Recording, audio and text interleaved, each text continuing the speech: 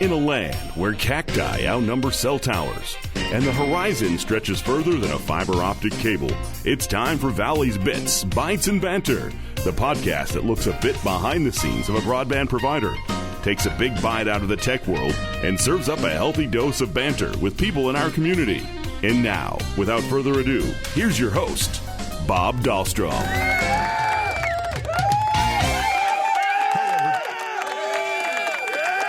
Hey, everybody. As the announcer said, Lee Patterson, thank you very much. I'm Bob Dahlstrom. Welcome to Valley's Bits, Bytes, and Banter, Season 2. I'm your co-host, Bob Dahlstrom, along with my partner in crime, Ralph Score. Ralph, how are you doing over there? I'm good, man. I'm good. We're excited about Season 2, we're calling this, of our podcast, and 2.0. And neither one of us is in jail, so that's a really good thing. That's always a good thing. Oh. And if you wonder what's different about it, well, you can see us this time, right? Yeah. This year we're adding video. You can still download the audio version of this podcast wherever you get your podcasts. But if you want to watch this, tune into our YouTube channel and check us out on YouTube at Valley TeleCom Group. Find us on there, and you'll see our episodes on there. And previous episodes are on there too. Yeah, and they just had the graphic and all that. But now we're actually going to do this like we're trying to do a TV show. That's exactly right. We're recording as we talk in our new studio. Hope everybody gets a good look at that. And the big sign behind us, man, that came out really nice. Oh yeah, yeah. And just cleaning up the space a little bit, clean it up, trying to look professional for you guys. That's right. That's right. As we're doing our podcast again. We're glad to be back. We've been itching to get it going. It's been a lot of work behind the scenes to get it to happen, and a lot of help to get it to happen. We're glad to be here. Yep. Really loving it. Well, man. Love it. And we're going to have a great guest today again, as always, and we'll introduce our guest in just a little bit. Yep. Okay. But you had a little trivia for us you're going to talk? I wanted to talk first about a couple of news items. The NTCA, of course, is the Rural Broadband Association. We belong to that, and they're really kind of the lobbying organization for telcos like us and a lot of organizations and businesses just like us. Well, there's a new ruling that's coming out from the FCC, and this is all about the broadband labels. And NTCA, of course, is backing this, and it's about streamlining the label process, right? And basically, it's a filing with the FCC, and the NTCA supported the Commission's proposal to eliminate burdensome broadband labeling requirements, arguing that they add costs without meaningful consumer benefits. The association wrote that streamlined regulations will preserve the transparency while allowing providers to focus more on development and service quality. And of course, and broadband labels, if you're not aware of that, it's kind of like your food nutrition labels on food products. It's like when you were a kid, you used to sit there and eat cereal and read the side of the box. What are the ingredients in the cereal? And they look the same. Oh, phosphates. Oh, phosphates, yeah. Get my appropriate amount of phosphates. Exactly. And they've been required now for over a year for anybody in the telecommunications business, right? Yeah, and they're, I think, a great idea. And they are. And ours are really easy to find. If you're on any one of our internet service product pages, you can click on a link at the bottom and it opens them all up. So you can really see what you're getting all the way across the board, from the cost to what kind of speeds and latency and all that stuff.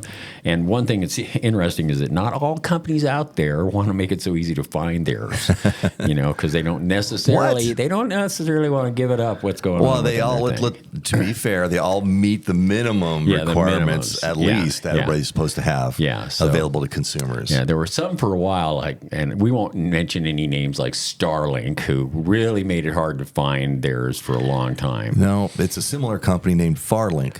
Yeah. That was it. That's right. Farblink. That's right. Farblink. That was it.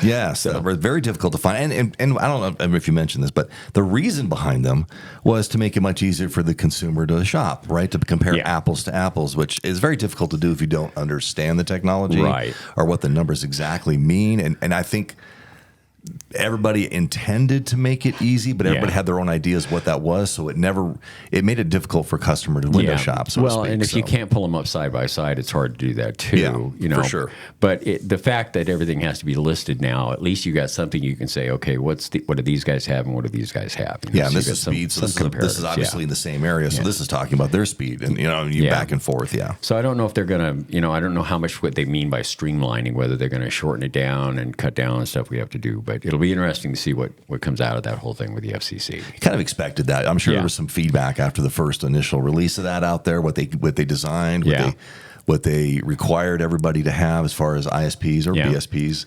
And once everybody's looked at it and had feedback on it, they came back and said, let's tweak it a little. Well, because every single package that you have, no matter speed or type, has to have a label. Correct. Yeah. No matter what, it has to have a broadband label. And if you make a change in it, you've got to revise that label. Yes, too. you do. Yeah. So and easy to find. Yeah, that's the key right there. On your website, where you have it. Yeah, and of course we're very, very fiber optic centric as far as what we do product wise. That's our goal is to really deploy as much fiber as we can. But did you know that the very first operational use of fiber optic cable for communications in the United States occurred in 1975?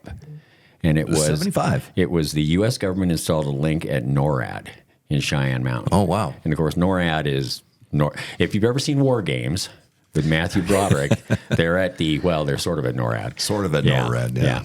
But that's what used to track Santa every year. Exactly. NORAD can do that thanks to the fiber they installed in 1975. But the technology's transition to public and commercial sectors only happened 2 years after that, in 1977. Interesting. In Long Beach, California, when General Telephone and Electronics pushed the first live commercial feed of voice traffic with a 5.6-mile link from one switching center to another, and they used LEDs instead of lasers at that time, and they pushed a signal at 6 megabits per second. That was cutting edge. And that was first fiber. That's like at the time. I still remember my fax modem.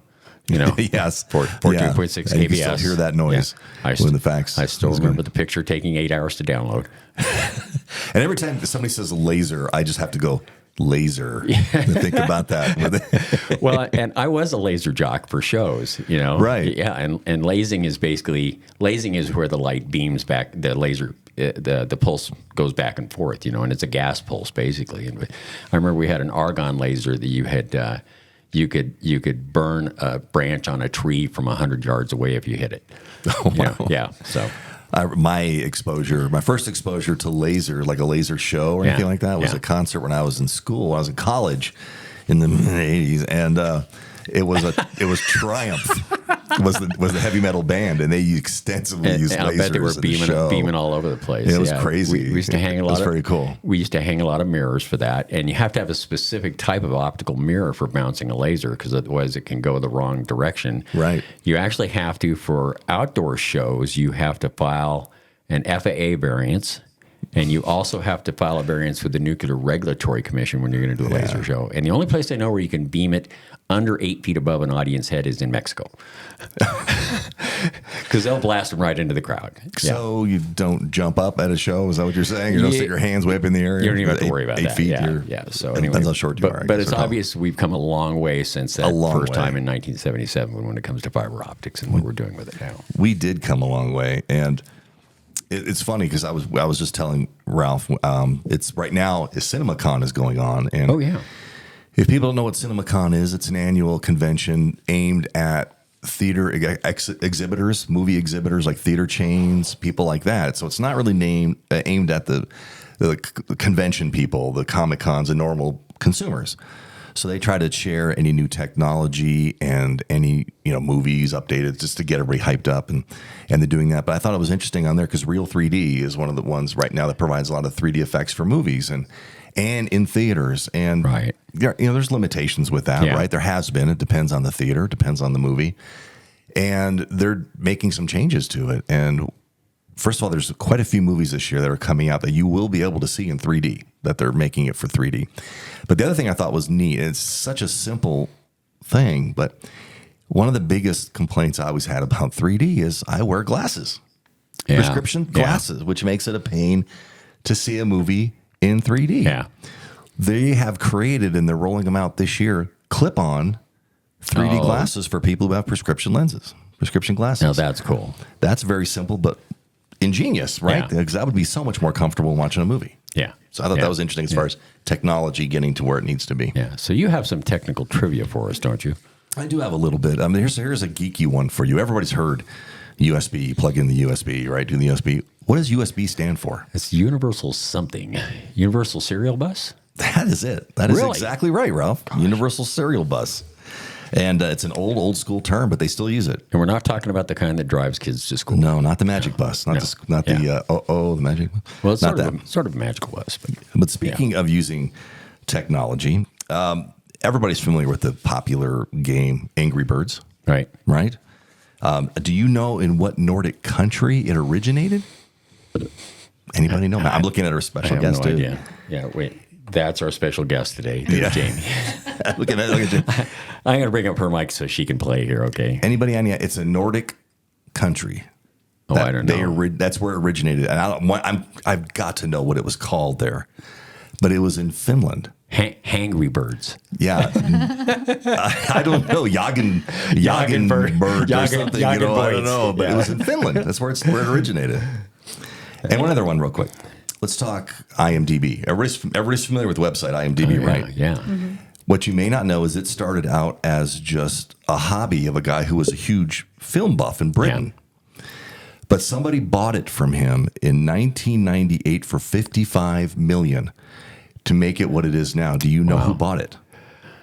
Oh, boy. In 98 for $55. This guy was just making a website to have fun. I want to say he sold it for $55 million, and it's what it is now. I want to say Jeff Bezos because IMDb became part of the Amazon channels. That's exactly right. Yeah. Jeff Bezos, thinking ahead, reached out to this guy and bought it from him.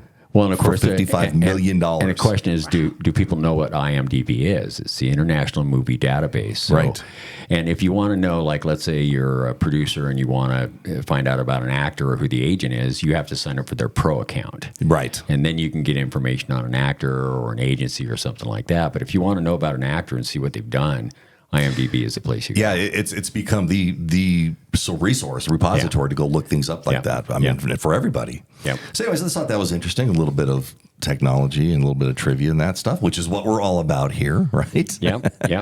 And this is what we usually do in our first segment. Ralph and I get together and talk about these kind of things. And it gives our special guest a chance to kind of start, relaxing a little bit and feeling with the flow. In fact, right after this quick timeout, we'll be right back and introduce our special guest. Stick around.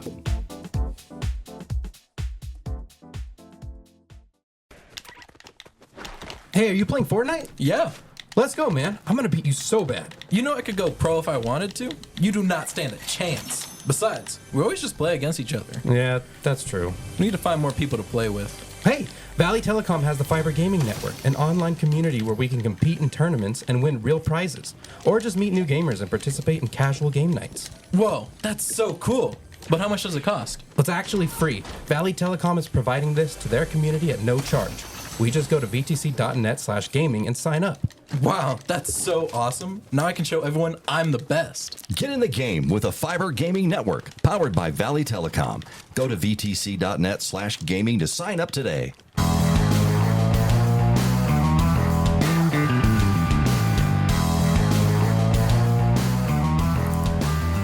Welcome back to Valley's Bits, Bites, and Banter. I'm your co-host, Bob Dahlstrom, along with my partner in crime, Ralph Score. Guys, if you have any questions for us or topics or guests you'd like to see us have on the show, you can always email us at podcast@teamvtg.net.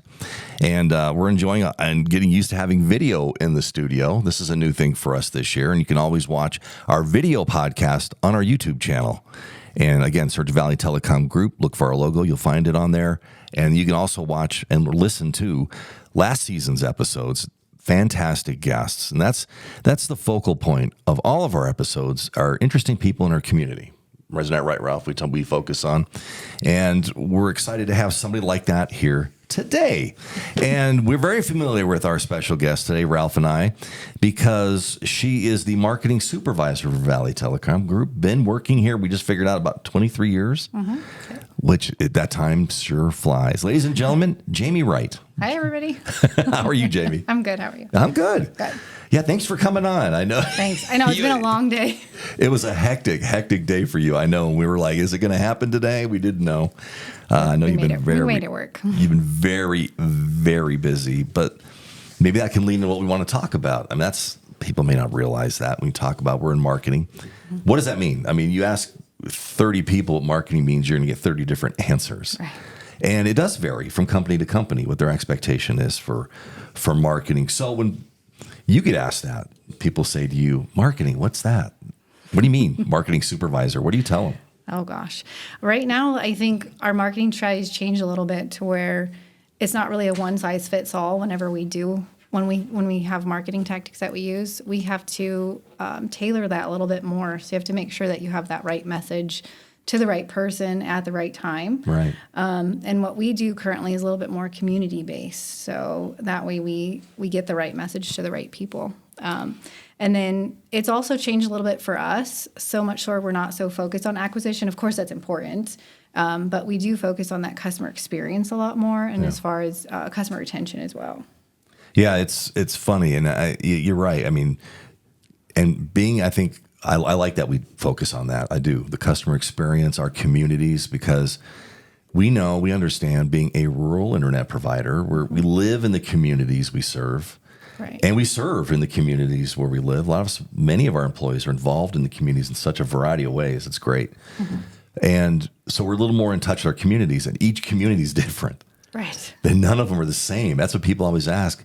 What demographic is your serving area? That's a difficult question to answer. It is. Because you can talk which one. And to research and then to personalize each one of our campaigns that we do for the community. But to get those referrals, and trust is huge in a small area, in a small community like that. So it's not just about ads, it's about the relationships that we have with our customers. Yeah, you're exactly right. And yeah, I get that question all the time. I'm sure you do. I'm sure Ralph does.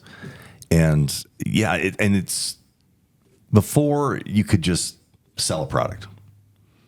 But now, and we talk about technology, the things that are available to us now that we can hyper target, whatever you want to call it, geo target a certain community, find out more about that community, what's the average age in that community, and even those the things income are constantly level. changing. Yeah. So to keep up with the constant new tools and new platforms that you have available for you, it can be overwhelming. Yeah. And it's not just how fast they change, but it's to I guess deep dive on which ones actually work and not waste your time on those that are, just a waste of your time.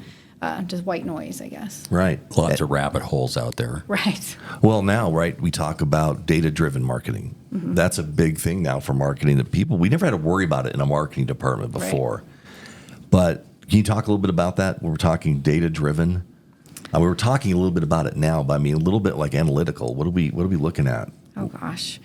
There are so many touch points that you have to keep track of. So I think it's growth, it's retention, it's revenue that you're keeping track of, and usually your company goals are based on all three of those. So you just have to find out what's important to your company and to the individual tactics and campaigns that you do. Yeah. And you don't have to worry about all of them. There's so many of them out there to keep track of, and so you really have to sit down and look at each one, whether that be digital ads, radio ads, newspaper. Recently, we stopped doing newspaper because we found that we weren't communicating to our customer base through newspaper. Yeah. So we stopped spending money on that. So you have to look down at each individual tactic that you do on all the campaigns that you run. You could be running 10 campaigns at one time. Which, that's not an exaggeration. No, that's happened. Yeah. Yeah. So it's really getting down and focusing on what's important to you and tracking those. So that way you know if something's working or not. And it's not always immediate. So if something's not working right away, you don't want to just pull the plug. You kind of have to give some stuff some time. Some stuff you'll know right away. Other things you have to give it some time to know. Yeah, I think that's important because, the era of just mass marketing to everybody, the same message, the same, product is over, because before you didn't know, and that's your best bet, right? Is you just kind of hit everybody, scattershot, whatever you want to call it, and then hope for the best. But now, with money being what it is and budgets being what they are, we can be a little smarter with our budget. We can be a little more focused, and it's good for the consumer because you're hearing more about what really, what you're interested in, what's important to you, not just hearing about, a cell phone that is only for seniors, but everybody's hearing the message, and I don't care about that right now. But maybe knowing about, hey, you can get unlimited data you can use in your house, and you can do gaming, and that's a little more important. And not that we're talking AI, but your phones are listening to, and it knows that stuff, and that's how it gives you those personalized ads on what's important to you. Oh my goodness, that's another one of those tools that are ever changing. AI, especially now, it's the AI boom. Right now, it's just exploding, and everybody all of a sudden has an AI platform. Yeah. And before there was like maybe one, maybe two, but now there are so many. Right. And which ones do you use? They all exactly. give you different results. Yeah, and it's funny because we talk about that, and if you know a little bit about AI, and I would recommend to everybody, you don't have to use it, but understand it, learn about it.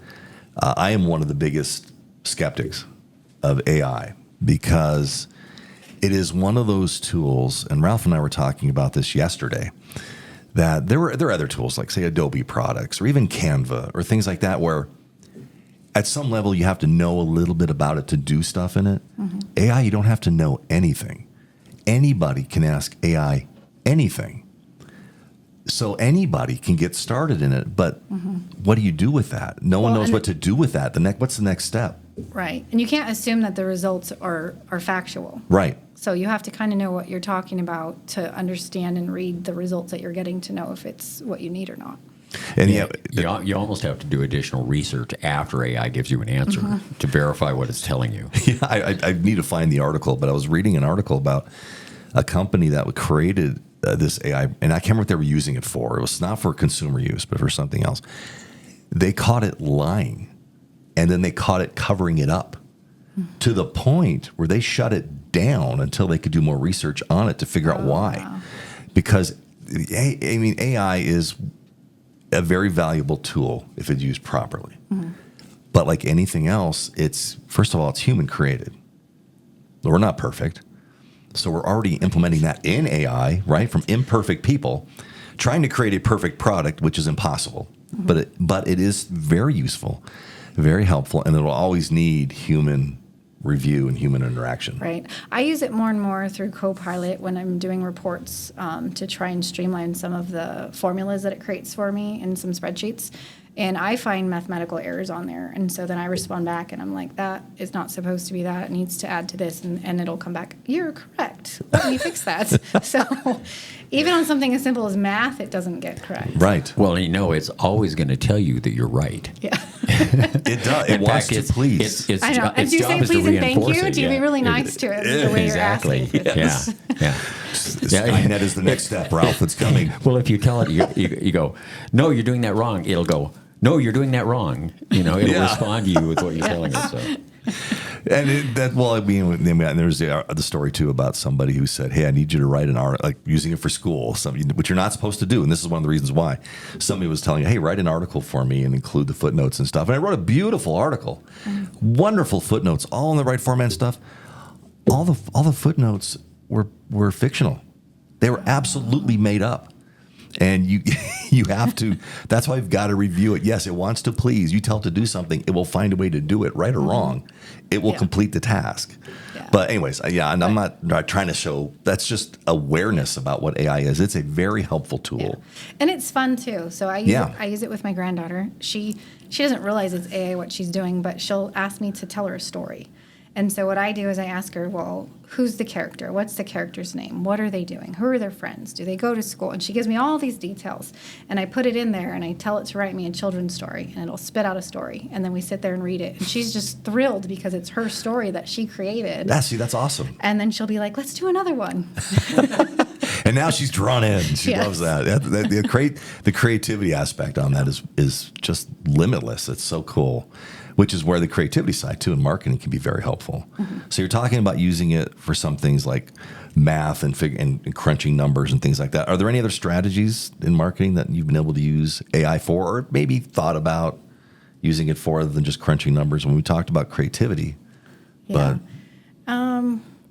Mostly when I first started out with using it, it was just to read word things. So if we had a letter that needed to go out to customers, I kind of knew the general idea, but instead of spending the time to put my thoughts together professionally, I just said, this is what I need it to say, spit it out in this tone, and it would save me, an hour of writing a letter because it would spit it out in seconds. So, and one time, you introduced me to that. There's an app that I have used because we have a company newsletter we put out, and one of the things I do is interview an employee for every newsletter. Get to know people, kind of like we're doing the podcast, right?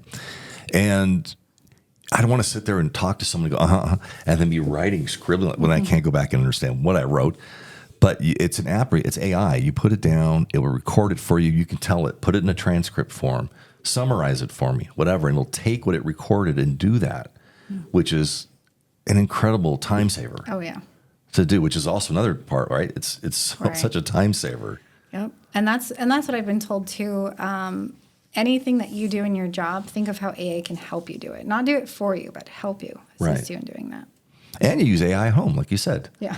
You're using creating stories, and that's a great idea. I feel like I'm finding it more and more like Google, where I just ask AI something instead of Google. Yeah, you start getting more and more comfortable with it, and you know what to ask it, right? That's part of it too, is learning what to ask it, how to ask it. And almost all searches now include AI. When you ask Google something, it'll pop up in the screen. It'll give you all the results. As the first result is AI. It'll give you, because it's looking at what AI is populating it with, because AI is scouring everything on the internet. Every search engine you do now will do that first. It'll put an AI version of it at the top. Yep.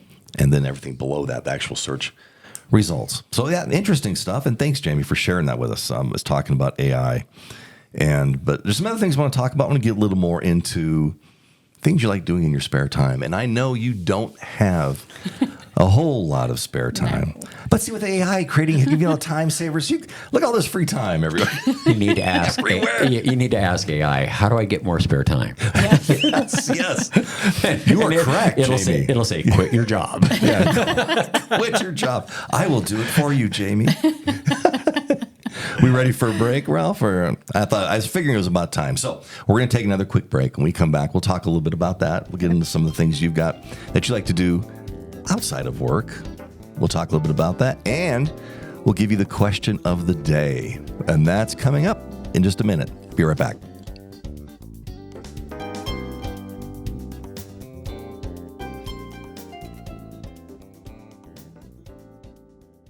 The endless options for streaming movies, shows, and sports can be overwhelming. Valley Telecom is here to help with Stream Now, your ultimate online reference for all things streaming. Whether you're a binge watcher or just looking for a quick episode to enjoy, we've got you covered. Discover recommendations, compare platforms, and find the best content for your favorite streaming devices. Stream Now makes it simple to get the most out of your streaming experience. Enjoy the journey of discovering your next favorite show, movie, or live event all in one place. The best part is it's free to use. Unlock the door to endless viewing possibilities by going to gostreamnow.com/VTC today.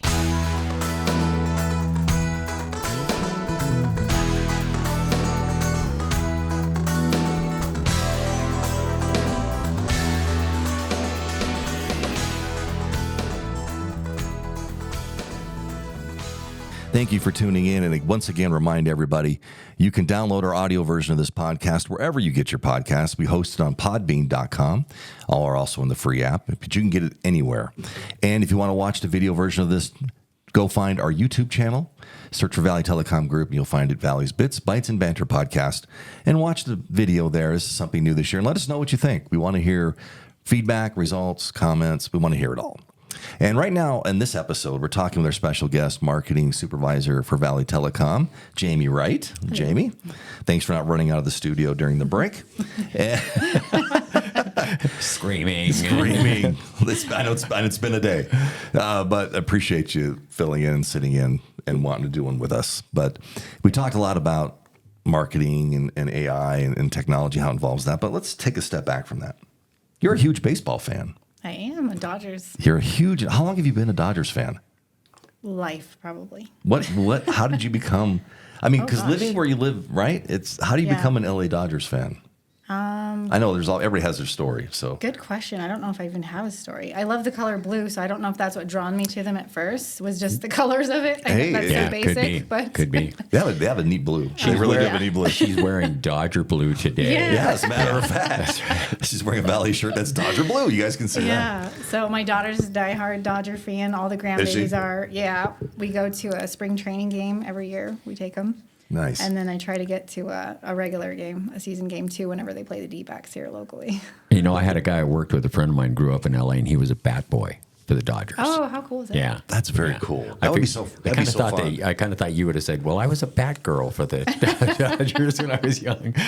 Well, That would have been cool. I've heard, why do you like that team? And I've heard anything from I like the mascot. Yeah. So you name it, the color. I mean, no matter what, there was a certain player that they liked to happen to be on that team. So that was their team. You know what? And I did like certain players. They're not there anymore. Sure. But I'd collect magazines and baseball cards and clothing and But yeah. they move on, then you get new favorites. Yeah, that's exactly right. Do you have a card collection, or when they like leave the team and go to your hatred, your hated enemy, do you burn the card? No, Dead I to me keep now. them. I still have them. That's good. You still hang on to them. Loyalty, Ralph. That's called loyalty. Yeah. That's what that is. Yeah, like the Browns, right? Yes.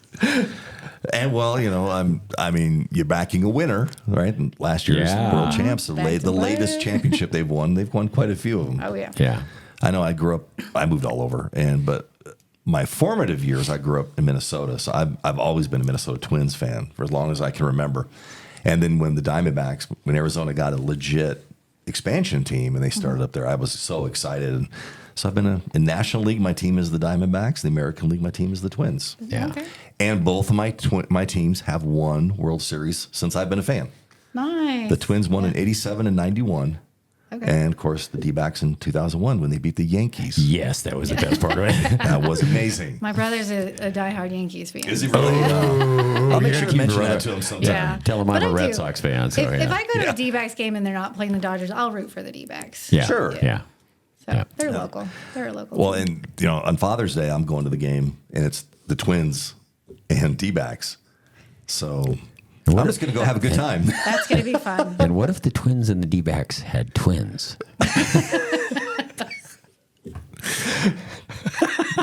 The Arizona quadruplets. I don't know what that would be, Ralph.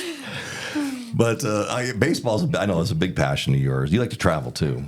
Yeah. And you've wanted to incorporate baseball into that.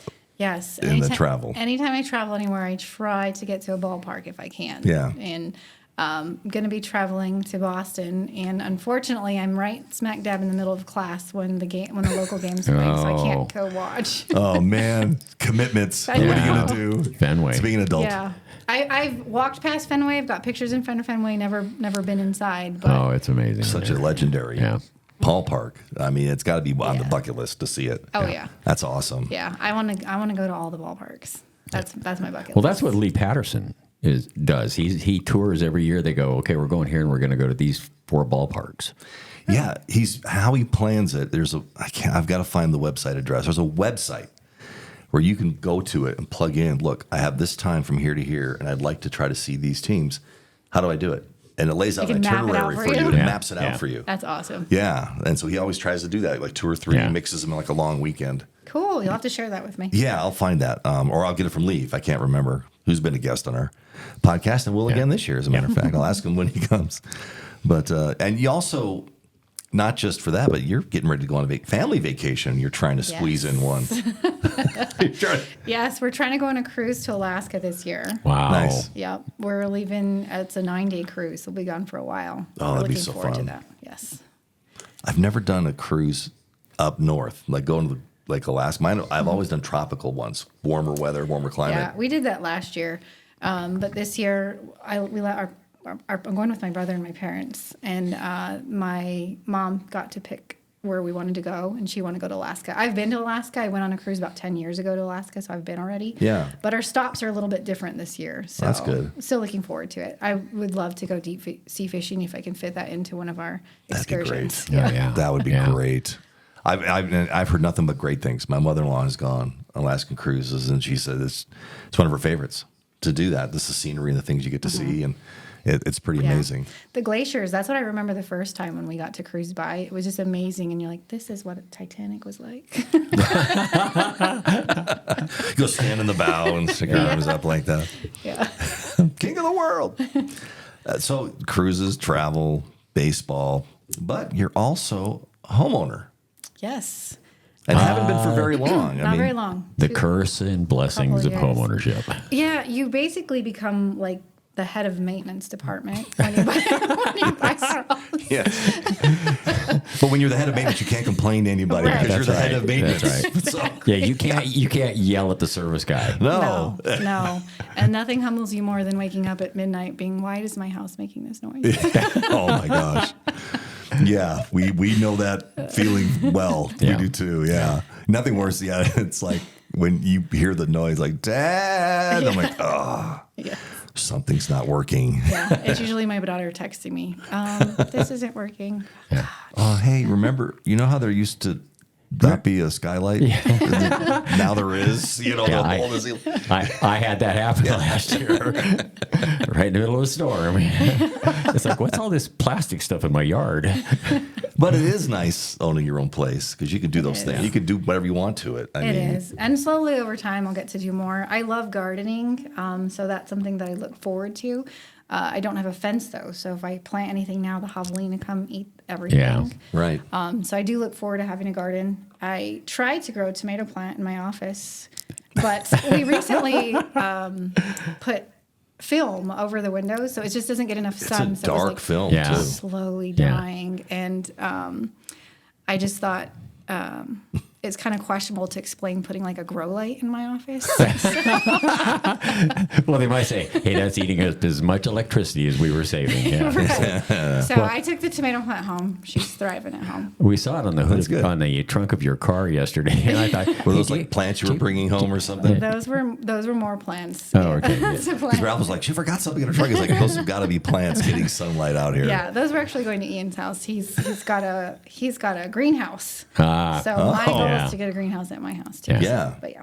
You've got the space. Yes. You could actually do that. Yeah, that's Ton of nice. space. Yeah, an acre and a half of space. Probably too much space Nah. to tent. Unless it's all greenhouse. It's like, holy smokes.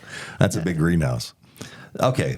Well, Jamie, we appreciate you being on our episode. But one of the things we like to do is ask a question of the day. And what that is, it's a random question. You've not seen any of these questions, but you do get to have some control here. So there are 5 questions, 1 through 5. You get to give me a number, and that's the question I'll read you. All right, let's go with 5. Question 5. If you had to be an inanimate object for a day, Oh gosh. what would you want to be and why? Oh gosh.